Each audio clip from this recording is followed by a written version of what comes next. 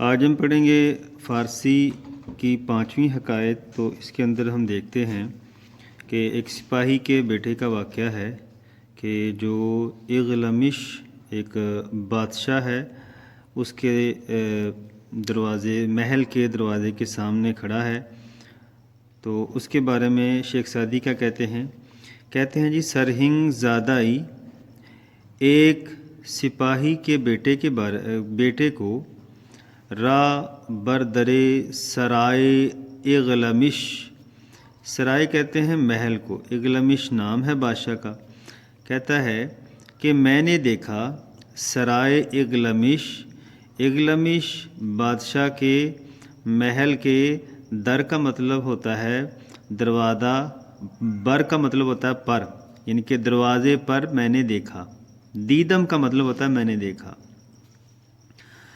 ایک سپاہی کے بیٹے کو میں نے دیکھا اغلمش بادشاہ کے محل کے دروازے کے پاس۔ پھر کہتا ہے کہ عقل و کیاستی، اس سپاہی کے بیٹے کی خوبی کیا تھی کہ اس کے اندر عقل، کیاستی دانائی، فہم، فراست کا مطلب بھی جو ہے وہ سمجھ بوجھ ہی ہوتا ہے۔ زائد الوصف داشت، بہت زیادہ اس کے اندر یہ چیزیں تھیں۔ زائد الوصف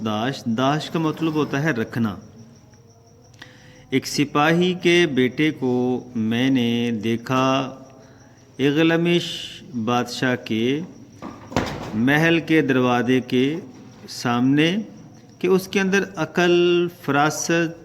سمجھداری بہت زیادہ تھی۔ ہم از عہد خردی آثار بزرگی در ناسیہ او پیدا، یعنی کہ عہد خردی بچپن ہی سے، آثار بزرگی کے آثار، در ناسیہ او پیدا،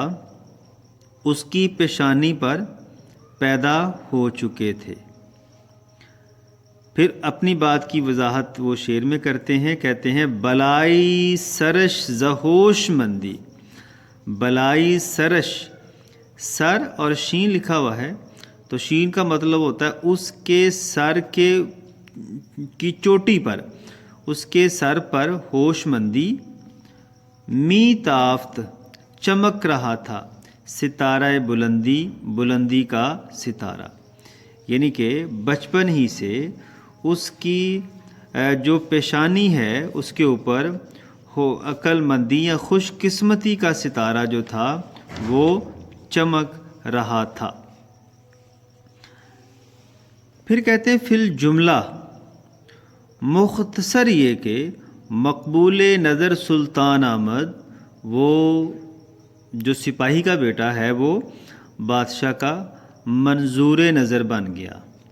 کہ جمال صورت و معنی داشت، کیونکہ اس کے اندر خوبصورتی تھی اور عقل مندی بھی تھی، دونوں چیزیں اس کے اندر تھی، ظاہری اور باطنی دونوں خوبصورتیاں اس کے اندر تھیں۔ وہ خرد مندان گفتہ اند، اور عقل مندوں نے بھی یہی کہا ہے۔ کیا کہا ہے؟ تونگری بہنر است نہ بے مال، بزرگی بعقل است نہ بے سال۔ کہتے ہیں جو امیری ہے وہ ہنر میں ہوتی ہے نہ کہ مال میں۔ تونگری امیری ہوئی کس میں ہوتی ہے؟ ہنر میں، نہ بے مال، نہ کہ مال میں۔ و بزرگی بعقل نہ بے سال، اور بزرگی جو ہے عقل سے آتی ہے نہ کہ عمر سے، یعنی کہ عمر چاہے جتنی مرضی ہو تو اس کا مطلب یہ نہیں ہے کہ اس کے اندر عقل بھی اتنی ہی ہے، یعنی کہ عقل کا تعلق عمر کے ساتھ نہیں ہے۔ بسال ابنائے جنس او، سال گزرتے گئے اور اس جیسوں نے، ابنائے جنس او، اس جیسوں نے مطلب کہ جو اس کے جو کولیگ آپ کہہ سکتے ہیں، یا اس کے ساتھ جو کام کرنے والے تھے، کس کے ساتھ؟ وہ جو سرہنگ زادہ ہے، سپاہی کا بیٹا ہے۔ بر منصب او حسد بردند، اس کے منصب سے وہ حسد کرنا شروع ہو گئے، وبخیانتی متہم کردند، اور انہوں نے اس کے اوپر خیانت کا الزام لگا دیا، ودر کشتن او سئی بھی فائدہ نمودند، اور انہوں نے اسے، کشتن کا مطلب قتل کرنا، اسے قتل کرنے کی بے فائدہ کوشش بھی کر دی، یعنی کہ اس کے جو ساتھ والے تھے، کیونکہ وہ بادشاہ کا منظور نظر تھا، تو اس وجہ سے اس کے ساتھ والے اس سے حسد کرنا شروع ہو گئے اور اس کو قتل کرنے کی بھی کوشش کی، اس کے اوپر خیانت کا بھی الزام لگا دیا کہ جس نے خیانت کی ہے۔ لیکن دیکھیں کہ اس نے قتل کرنے کی لوگوں نے کوشش کی، شیخ سعدی پھر کہتے ہیں ایسا نہیں ہے کہ جو قتل کرنے کی کوشش کرے وہ اپنے منصوبے میں بھی کامیاب ہو جائے، کیوں؟ دشمن چے زنت چو مہربان باشد دوست، دشمن کیا کر سکتا ہے جب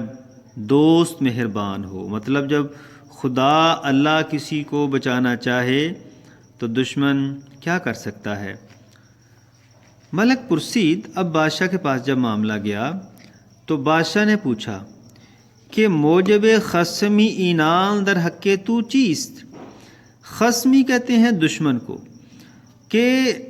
ان کی تیرے بارے میں جو دشمنی ہے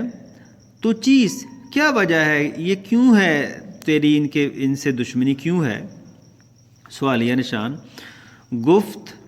اس نے کہا، کس نے؟ وہ بادشاہ سپاہی کا جو بیٹا تھا، اس نے کہا در سایہ دولت خداوندی دام ملک ہو، آپ کا جو اقبال ہے بلند رہے اے بادشاہ سلامت،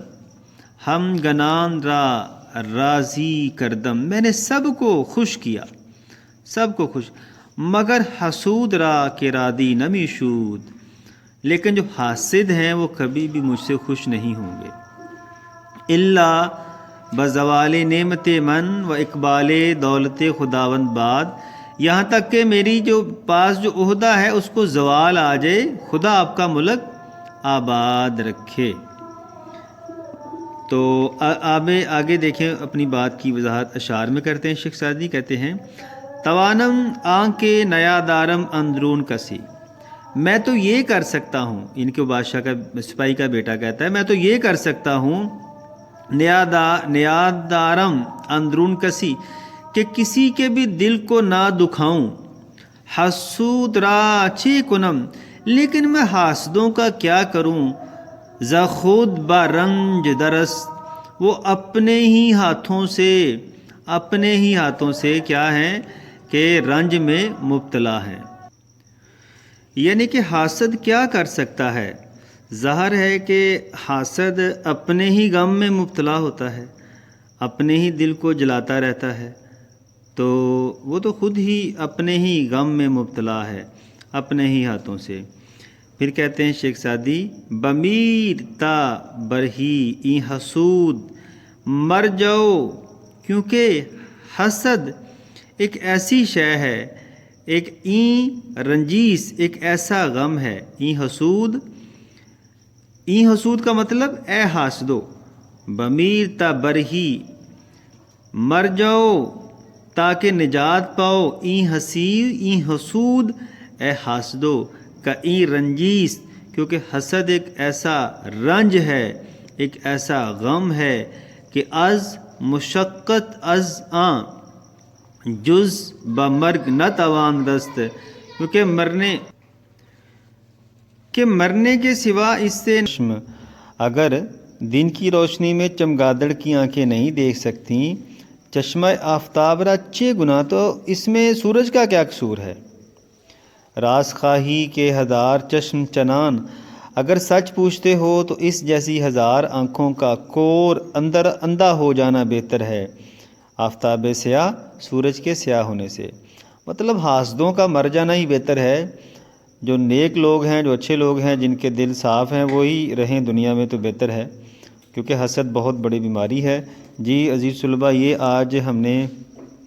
حکایت نمبر پڑھی ہے 5، تو ان قریب ہم ملتے ہیں حکایت نمبر 6 کے ساتھ۔ جیسا کہ آپ کو یاد ہے کہ بی اے فارسی آپشنل جو ہے دوسرے پارٹ کی ہے، پارٹ 2 میں آپشنل کے طور پہ ہم رکھتے ہیں، اور 100 نمبر کی یہ ہے، اور اس کا صرف آپ کو